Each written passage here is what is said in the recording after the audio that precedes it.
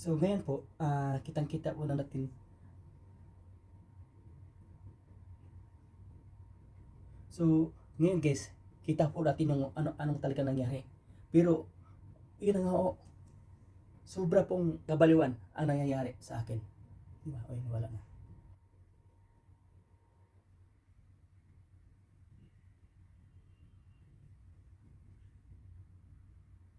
Yan po guys, kitang-kita po natin yun.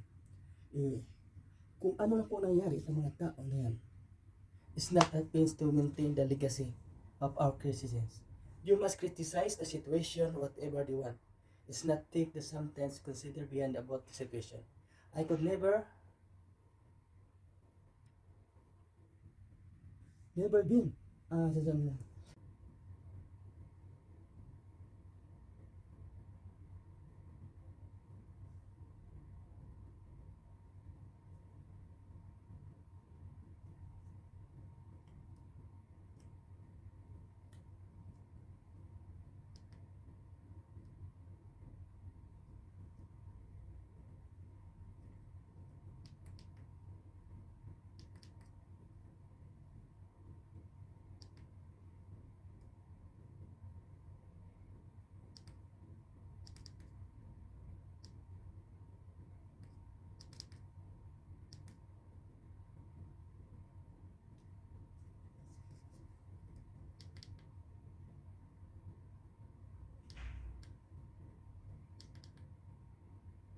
Yung capture to is, so bago natin siya i-on, before we on this one, we need to fix the phone first.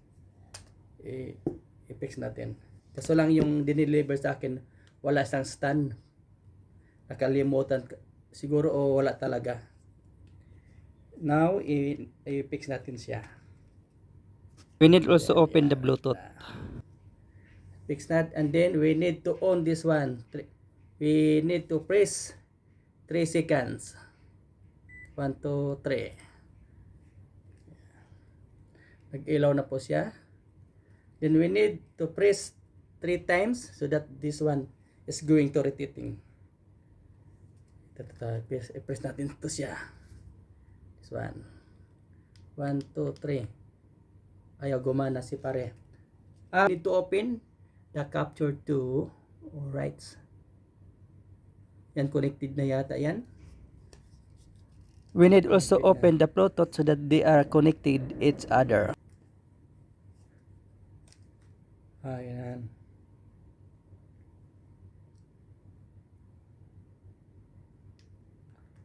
Patay mo natin. Yun, nalagay na natin tong cellphone. And now we need to open this one. I-press 3 seconds. 1, 2, 3. Okay. Buhay na siya. Yan. Gumana na. Right. And then, op. We need to press this one 3 times. The button. To rotating. Para mapunta sa kanyang pwesto talaga siya. Right. Okay na siya. Op. Bakit ka ganyan? Alright.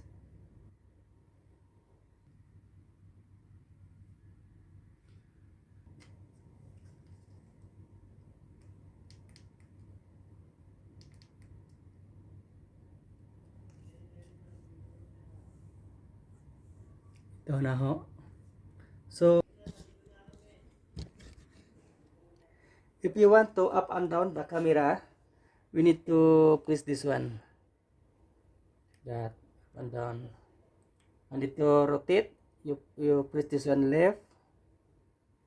And just to right. Like that. Pasensya na kayo sa aking kwartos. Not so magulo. Like that.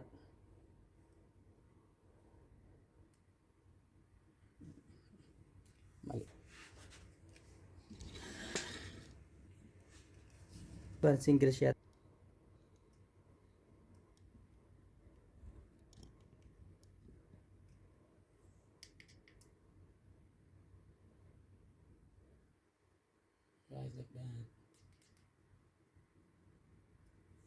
This portion is brought to you by PanSnap Captures 2S. Smooth your story. The Captures 2S gimbal is a 3-axis handheld gimbal specially designed for mobile phone.